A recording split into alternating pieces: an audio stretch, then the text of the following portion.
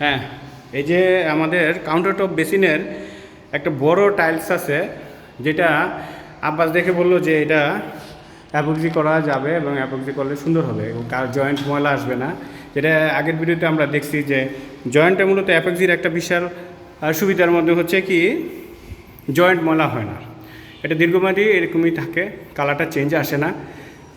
এখন এই বড় টালি এগুলো হচ্ছে 16-32 টালি নাকি? 16-32 টালি। স্যারের কাছে আমার একটা প্রশ্ন স্যার।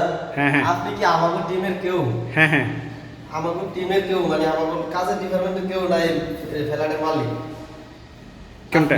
আপনি? আমি ফ্ল্যাটের মালিক। ফ্ল্যাটের মালিক আপনি কি? আপনার মানে দর্শক বুঝতে পারে যে অনেক মনে করতে পারে না না না না, আমি আসলে ফ্ল্যাটের মালিক। আমি আসলে ফ্ল্যাটের মালিক। আল্লাহ আমাকে ছোট একটা ফ্ল্যাটের মালিক করছে, তো আল্লাহর কাছে শুক্রিয়া। কিন্তু আমি ভালো একটা টিপ পাইছি, কাজটা খুব সুন্দরভাবে হচ্ছে।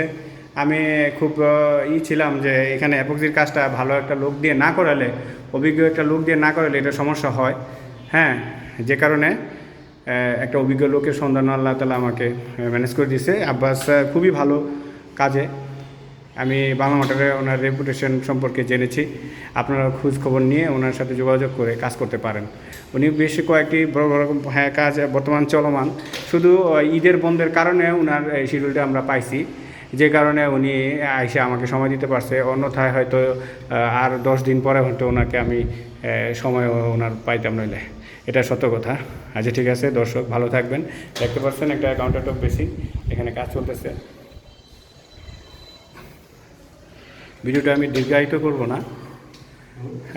করব না, ছোট ভিডিওর মধ্যে আমি শেষ করে দিচ্ছি।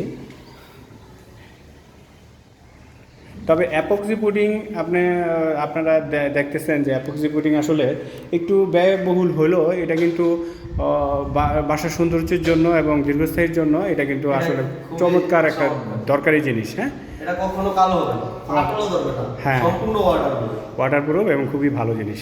সুন্দর করে করতে পারলে আপনার অনেক দিন টিকসই হবে। এটা আজীবন কিছু হয় না, 30-40 বছরে এটা কিছু